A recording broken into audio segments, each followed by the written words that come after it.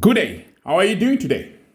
So in this lesson, I'm going to show you how to differentiate the natural logarithmic function, and some they call it the ln f of x. So if you are given y is equal to the ln function of x, then the derivative will just be equal to the dy dx will be equal to, you just derive this algebraic part, the f of x. Then you just write your f of x, the derivative, then over the function of x. So it's just like rewriting the function of x at the bottom. And that's how you determine the derivative of a ln function. So in very simple terms, take your f of x function, you derive it, you get your answer, the first derivative of x, then you divide by exactly the same function, which is just f of x. And that's how you determine the derivative of the ln function. So dy dx will just be equal to the first derivative of x divided by function of x. Okay, let's just get into some examples to explain this further. So in example 1, we are asked to differentiate ln 3x. Remember what we said, if y is equal to ln function of x, then the derivative dy dx will be equal to the first derivative of x divided by f of x. So in this case, this part is the f of x. That's the f of x. So you derive that, and the derivative of that f of x will just be equal to, so dy dx is equal to a 3. So that's the derivative of this part. Then you just write it on the numerator. Then you divide by the function as it is, that is the 3x.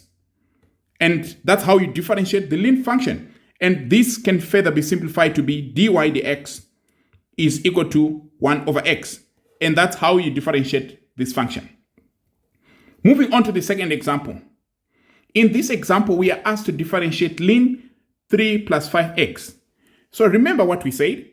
So if you are given y is equal to ln f of x, then the derivative, then the dy dx, in this case will be equal to the first derivative of x divided by f of x. So in this case, this is your f of x part. So you just derive that, then you get your derivative. That will be dy dx is equal to, so the derivative of that part will just be equal to 5. Then you divide by this f of x, the whole thing, that will be 3 plus 5x. And that's how you determine the derivative of this function. Then in the next example, we are asked to derive y is equal to ln bracket 2 minus 6x. So the same applies. So if y is equal to ln function of x, then the derivative dy dx in this case will be equal to the first derivative of x divided by the function of x. And the function of x in this case is this 2 minus 6x. Therefore, the derivative will be dy dx will be equal to, the derivative of that part is just minus 6 divided by 2 minus 6x. And you can simplify this further to be dy dx is equal to negative 6 divided by 2, then in a bracket, 1 minus 3x, and then that cancels. Then you're just left with negative 3 on top divided by 1 minus 3x. And that is how you determine the derivative of this function.